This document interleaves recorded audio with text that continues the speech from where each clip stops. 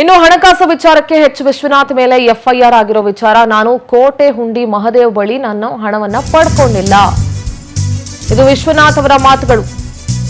ನಾನು ಕೋಟೆ ಹುಂಡಿ ಮಹದೇವ್ ಹತ್ರ ಹಣ ಪಡ್ಕೊಂಡಿಲ್ಲ, ನನ್ನ ಮೇಲೆ ಸುಳ್ಳು ಆರೋಪ ಮಾಡಿದ್ದಾರೆ ಅಂತ ಮಾಜಿ ಸಚಿವ ಎಚ್ ವಿಶ್ವನಾಥ್ ಮಾತಾಡಿದ್ದಾರೆ. ಎಂಟಿಬಿ ನಾಗರಾಜ್ ಹಾಗೂ ನಾನು ಒಳ್ಳೆಯ ಸ್ನೇಹಿತರು, ಹಣ ಕೊಟ್ಟಿದ್ರೆ ಎಂಟಿಬಿ ಕೇಳ್ತಾರೆ, ಇವನ್ ಯಾರೋ ಕೇಳಕ್ಕೆ, ನನ್ನ ಬಗ್ಗೆ ಮಾತಾಡೋ ಮೊದಲು ಯೋಚಿಸಲಿ ಅಂತ ಕಿಡಿಕಾರಿದ್ರು. ಏಕವಚನದಲ್ಲಿ ವಾಗ್ದಾಳಿ ನಡೆಸಿದ್ರು. ಮೈಸೂರಲ್ಲಿ ಮಾಜಿ ಸಚಿವ ಎಚ್ ವಿಶ್ವನಾಥ್.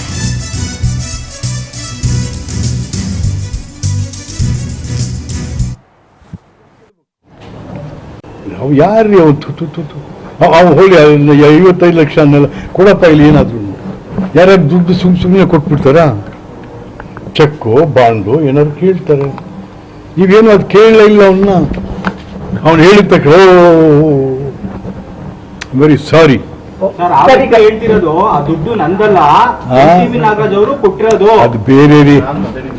MTB ಇವನ್ ಯಾಕೆ ಕೇಳ್ಬೇಕು? ಅದನ್ನ ಇವನ್ ಯಾರದನ್ನ ಕೇಳಕ್ಕೆ? MTB ಕೇಳ್ಬೇಕಾ ಇವನ್ ಕೇಳ್ಬೇಕು? ಇವನ್ ಏಜೆಂಟಾ MTBಗೆ ಸಾಲ ಕೊಡಿಸೋದಕ್ಕೆ? ನೋ. MTBನೂ ಕೂಡ ನನ್ನ ಜೊತೆ ಮಂತ್ರಿ ಆಗಿದ್ದವರು. We are good friends. ತಾಯಿ ಹೆಂಡತಿ ಬಗ್ಗೆ ಎಲ್ಲ ಕೆಟ್ಟದಾಗ ಮಾತಾಡ್ತಾರೆ. ನೆವರ್. ಯಾರಿದ್ರಂತೆ ನಾನು ಮಾತಾಡಿದಾಗ? ಎಲ್ಲರೂ ಮಾತಾಡ್ತಾರೇನ್ರಿ? ಸುಮ್ಮನೆ ಸುಳ್ಳು ಅವೆಲ್ಲ.